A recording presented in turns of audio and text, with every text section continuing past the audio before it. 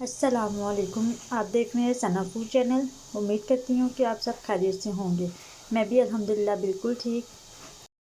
आज हम ऐसी रेसिपी लेके आए हैं कि अक्सर लोग ऐसा होता है कि आलू बैंगन का सालन नहीं खाते, तो आज हम बिल्कुल ऐसी ही रेसिपी लेके आए हैं। आलू बैंगन का सालन इस तरह से हम बनाएंगे कि अगर कोई भी इसको खाएगा तो वो उसके हाथ नहीं रुकेंगे।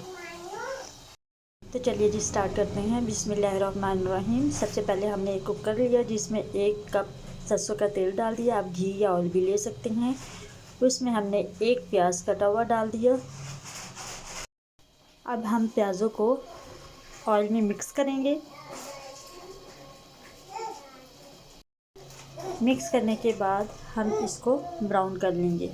हम इस तरह से मसाले को बनाएंगे कि मसाले में हमारे प्याज के ज़र्रे नज़र ना आए।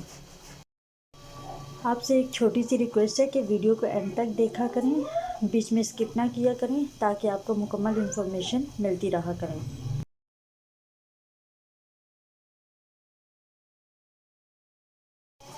तो जैसा कि आप देख रहे हैं प्याज हमारे ब्राउन हो चुके हैं।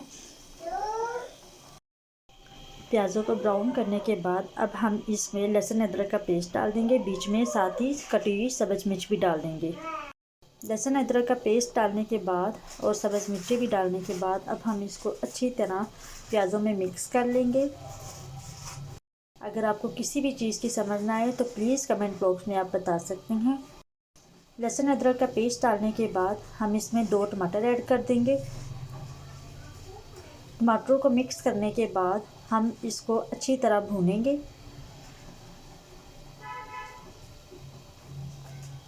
अब हम इसमें 1.5 टीस्पून सूखी मिर्च,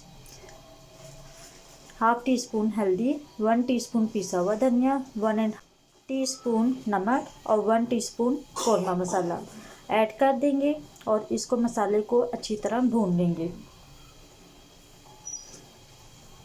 मसाले को हम जितना अच्छा भूनेंगे सालन का जायका उतना ही अच्छा होगा।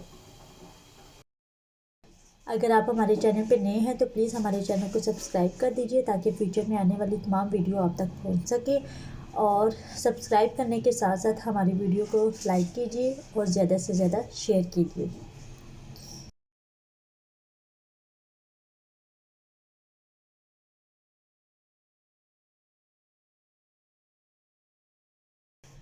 अगर आपका मसाला नीचे लग रहा हो तो ज़रा सा पानी लेकर किनारों को भी अगर जल जाए तो किनारों को भी साफ़ कर लीजिए और साथ ही साथ मतलब मसाले को अच्छी तरह से भून लीजिए।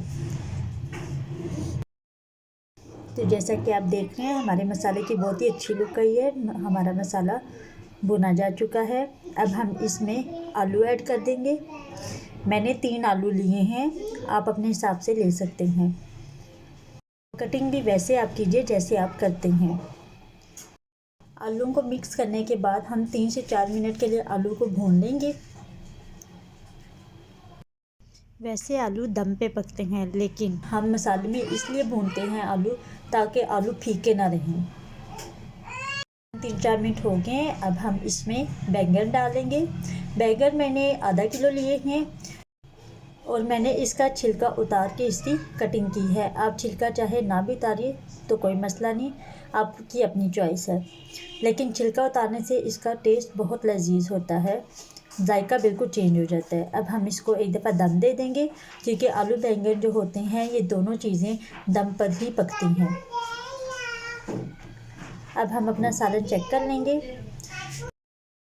बैंगन का छिलका उतारने से ये है, बैंगन का टेस्ट ऐसा होता है कि जैसे हम मसाले के साथ रोटी खा रहे हों, लगता ही नहीं है कि ये आलू बैंगन का सालन है, यानी कि टेस्ट मुकम्मल तौर पर चेंज हो जाता है। आप ज़रूर इस रेसिपी को ट्राई कीजिएगा।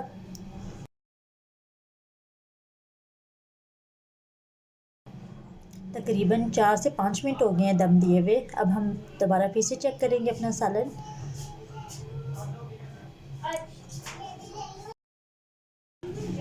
तो जैसा कि आप देख रहे हैं जैसे जैसे बैंगन और आलू पकते जा रहे हैं इनकी लुक चेंज होती जा रही है।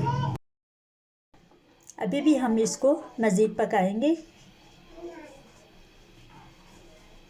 अगर आपने अभी तक हमारे चैनल को सब्सक्राइब नहीं किया तो प्लीज़ हमारे चैनल को सब्सक्राइब कर दीजिए। جیسا کہ آپ دیکھ رہے ہیں کہ ہمارے سالن میں پانی بھی خشک ہو چکا ہے بیگن کا، اور بیگن بھی گل چکے ہیں اور ساتھ ہی آلو بھی، جیسا کہ آپ دیکھ رہے ہیں دکھنے میں بالکل بھی نہیں لگ رہا کہ یہ آلو بیگن کا سالن ہے۔ سالن ماشاءاللہ سے ہمارا تیار ہو چکا ہے۔ اب ہم اس میں دھنیا ڈال دیں گے،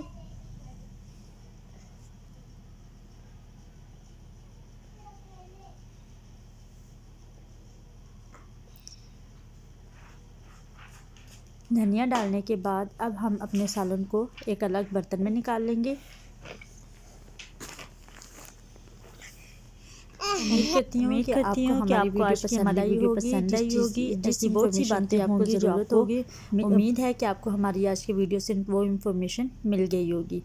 تو یہ تھی ہماری آج کی ویڈیو۔ اگر آپ کو ہماری ویڈیو پسند آئی ہو تو پلیز ہماری ویڈیو کو لائک کیجیے گا، زیادہ سے زیادہ شیئر کیجیے گا اور ہمارے چینل کو سبسکرائب کیجیے گا۔ نیکسٹ ویڈیو میں انشاءاللہ جلد ملاقات ہوگی، تب تک کے لیے اللہ حافظ۔